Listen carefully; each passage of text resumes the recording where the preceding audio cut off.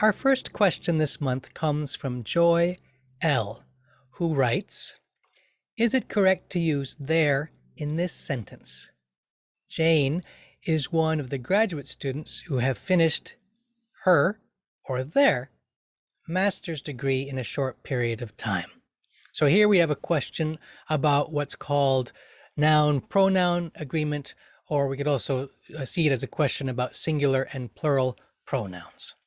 Joy, I think this is really a wonderful question because it shows an increasing sensitivity to the nuances of language, the nuances that we're able to perceive more clearly when we're studying language closely, and those nuances which can help us to be as clear as possible in our meanings. So what I'd like to do is to bring that sentence up so we can all look at it, and we'll explore the sentence together. Jane is one of the graduate students who have finished her or their master's degree in a short period of time. And the choice that Jane came up with was there. And in fact, Jane, you are absolutely correct.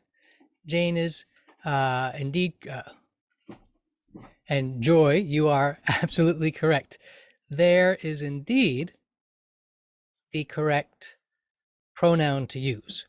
Now let's take a look at why that's the case. If we look at this sentence, we'll see that we have a rather long sentence. Jane is one of the graduate students who have finished their master's degree in a short period of time. And when we have a long sentence like this, the first thing to do is to see if you can identify what we could call the kernel or the heart of the sentence, which is the main subject and the main verb or the main predicate. And in this case, we actually have a very simple sentence behind what looks like a complicated sentence. And that sentence is simply, Jane is one. The main subject is, let's see here.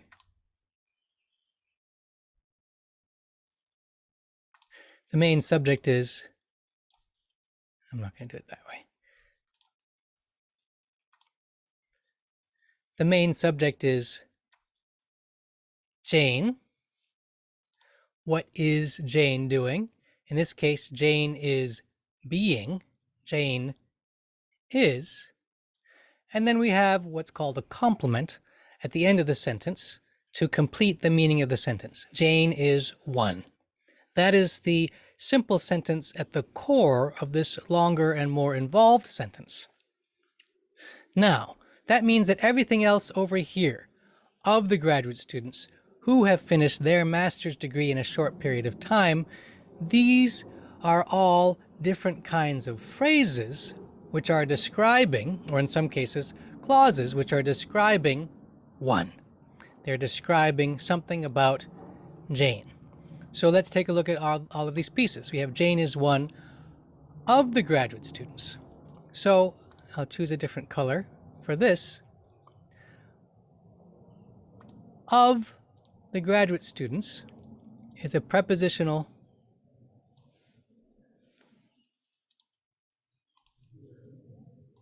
of the graduate students is a prepositional phrase beginning with the preposition of,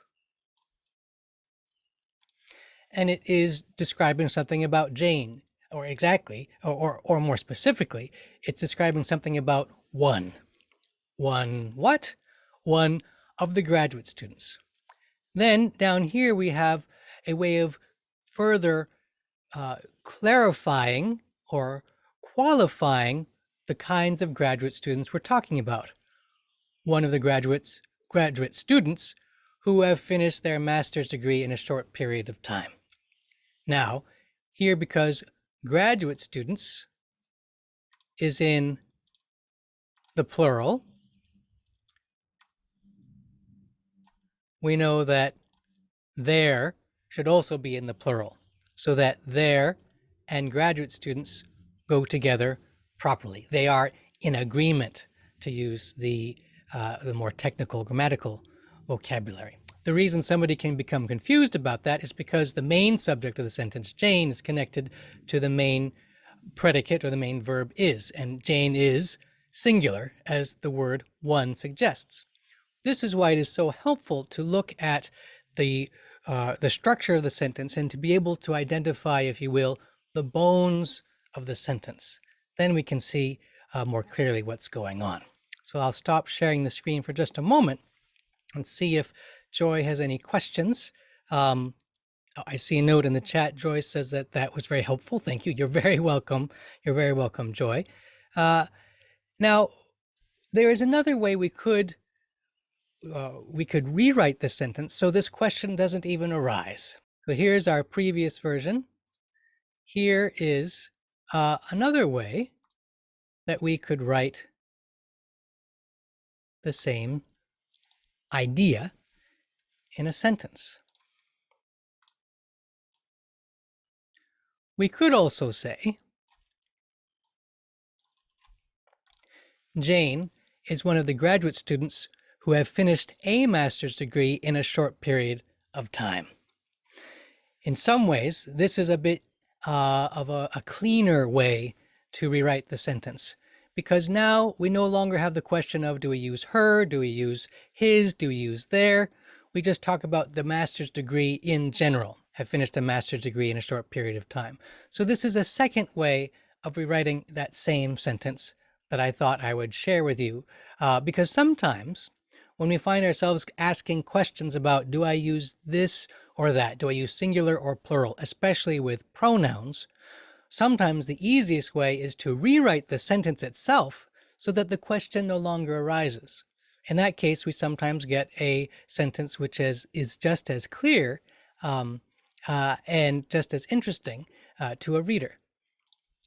Now, there's one more thing I thought to share, which is to widen this discussion from this specific case to a more general case of how all of these different parts go together.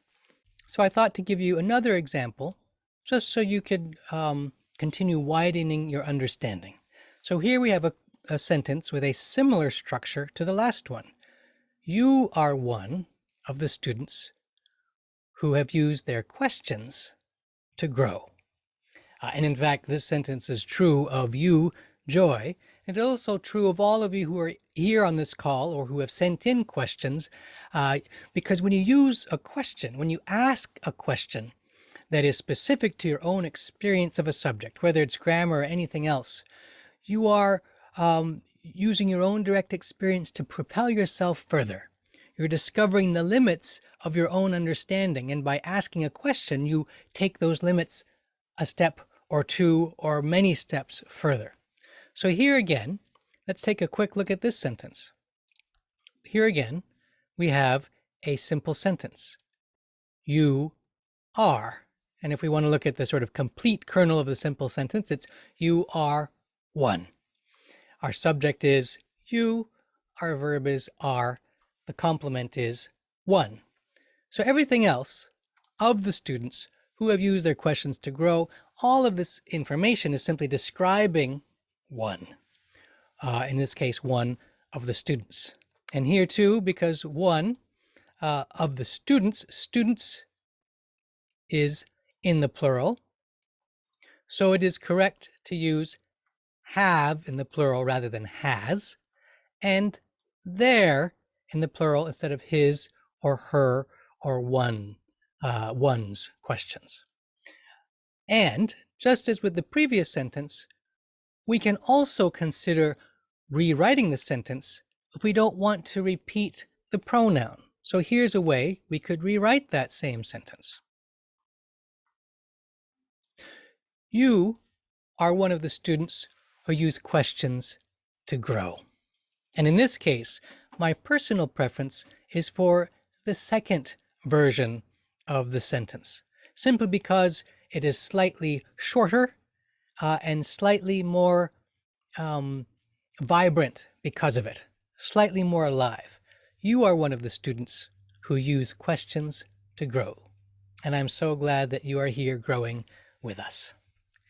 So that is my answer to Joy's question about the use of the pronoun there in a more complicated kind of sentence involving singular and plural nouns.